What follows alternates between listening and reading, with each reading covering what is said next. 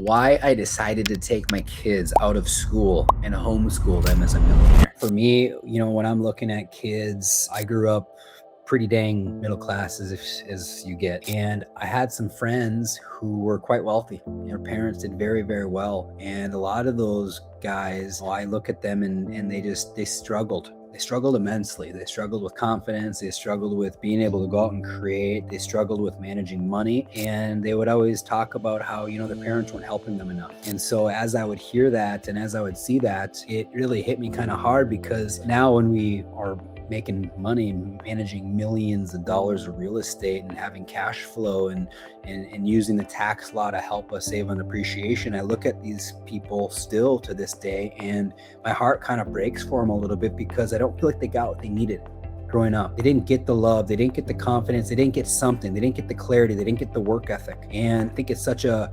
responsibility for us as adults, for those that do make good income, that have an extraordinary amount of wealth or just really high income, to not, I would call it, almost destroy my kids.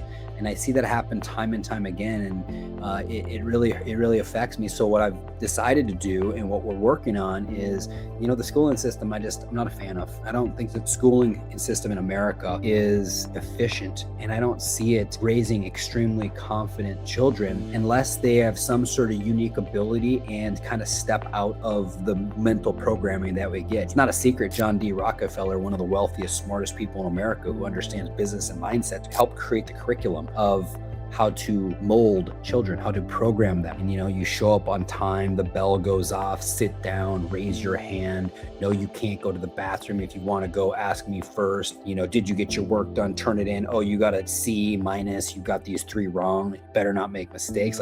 That doesn't create people who are going to go out and crush it at life. At least that's my experience of a schooling system. So, I didn't want to pull my kids out of school and say, hey, you can't be there at all. I wanted to have that friendship connection, but half the day I've got my kids at home homeschooling, and my intention is to provide them basic understandings, basic things I got to really help them excel, so that when school does end, when they hit 18, when they hit 20, they're excited, they're roaring to go, they want to go build their company, they think anything's possible. And so that, I feel like, a sense of responsibility on my shoulders, and I'm committed to making that happen for each and every one of my kids, because I don't see the teachers and the curriculum evolving with an ever-changing world. I mean, think about the world in the last 15 years. Think about how much has changed, and think about how much the schooling system, the curriculum, hasn't changed in 75 years. We don't live in the same world that we lived in back in even 2000 when I was in school, in the 90s. It's a very different world. And so as the world evolves, the curriculum needs to evolve.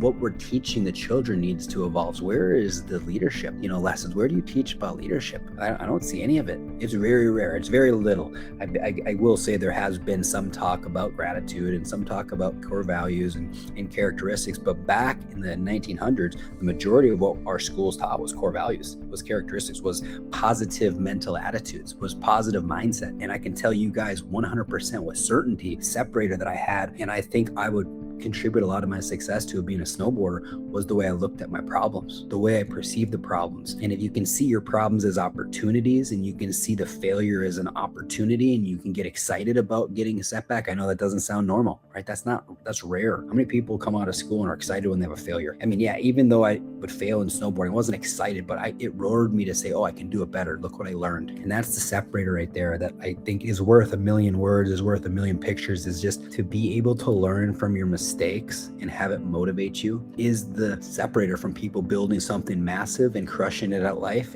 or being beat down and lived in a shell and constrained. And so, yeah, the constraint I see programmed into children is the thing that made me want to pull them out of school and to, really influence them from a place of leadership. For me, a big part of this change with my wife and creating an agreement with her is talking to her about the concerns I see. I think one thing that, my wife saw in me as a snowboarder was willingness to fail and willingness to, get uncomfortable. When I suggested these ideas to her, because it wasn't, hey, I'd like to pull my kid out of school, next day he leaves. It was something that has been on my mind mind. It's something that's been a concern for me for many, many years. And it only is getting worse as far as what the schooling system is not doing. There isn't progression there. And so with that lack, and continuing to work with her and creating a curriculum that I think is what will really create a superpower human being, getting the right mindset, getting the right books, getting the right leadership. And when she heard about the curriculum I created here for him, she got really excited about it.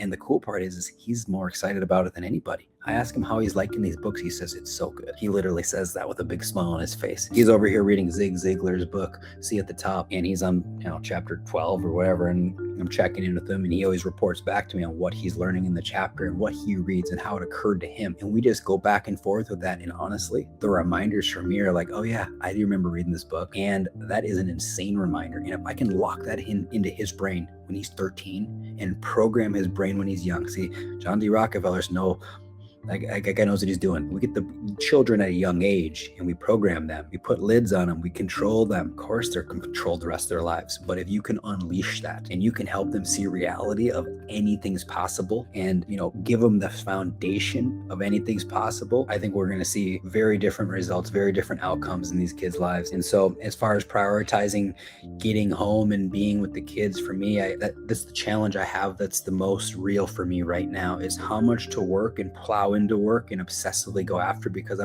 tend to be an obsessive human being. And for me, with Melissa, my wife, there's been a lot of back and forth. And what I've come to realize is my job as the leader of a company is to build the team. It is to hire people and train. And if I can hire and build and train the team, now I have more freedom. Yes, that takes income. Yes, that's a challenge. Yes, there's other things that are a part of it, but if done properly, now I can put someone in my seat that's way better at this than me. I'm not the most efficient asset manager at Granite Towers Equity Group. Yeah, I understand real estate. I understand how to do it, but to be in the grind, to be in the details, to be on the day-to-day, to be on the property every day, that's not my role. That is not where I'm positioned to be. So I got to build the right people, put the right people in the right seats. Do they fit our core values? Do they get it, want, and have the capacity? And once we put that together, you plug that person in, and now you step back and you're like, holy smokes, that person does what I thought I was good. They're way better.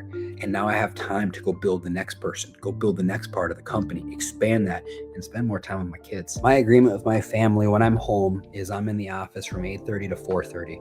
And during that 8:30 to 4:30 period, I'm probably not eating lunch. I'm working straight through. But the reality I've found is if I don't get up and take care of myself in the beginning, got to work out. I get up at 4:30, hit the gym, do a little meditation, connect with my kids at breakfast before they go to school. There's a part of me that feels like I missed a moment in time with these children that are so young and how quickly they age. I got a 13-year-old son. He's going to be 18 tomorrow, 5 years from now, and he's out of the house. He's already got a girlfriend. So my breakfast time with them is sacred. It's so critical. And at 4:30, I know there's other stuff I could be doing. There's always stuff I could be doing. I mean, I'm looking at my calendar here. I'm looking at my email inbox. There's no way I get it all done today. And the reality is that I'm not going to be on my deathbed wishing, oh man, I really wish I would have spent more time with my kids. So at 4:30, I leave the phone and I walk out the door, and whatever falls, whatever happens, yeah, there will be pressure tomorrow morning, and that pressure we deal with. It's part of building a company. And I think anyone out there who's building a company, who's grinding at it, you're going to be able to relate what I'm talking about. It is like going through the jungle. Ray Dalio put it this way right here, and I'll never forget this. You're going through the jungle. Snakes are coming at you, jaguars, leopards, whatever, insects, mosquitoes, they're all trying to kill you. And here you are going through with a team. And so I got my CPA, I got my legal team, I got capital guy, I got my asset managers, I got yada, yada. I've got my wife and my relationship, and how's that? And how do we mold there?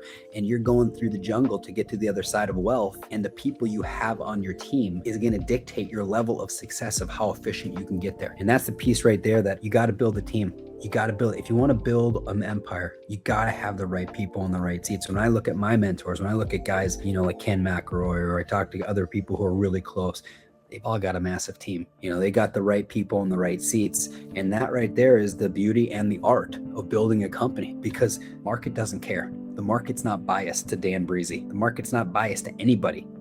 The market will respond to how you are and what you know and what you do with the time you have. And so team is key. For those that don't have enough time, I know it for me. The part I struggle with the most right now in my company is how much to be on that airplane. Every time I get on that airplane, it's like I'm sitting titanium, whatever it is, status, first class. dude, that's not something I'm proud of. That's something of like, yeah, is this really the place I should be when I've got 3 children at our home who every time I leave, they're like, Dad, you're leaving again? Where are you going now? I almost started crying. It's all good.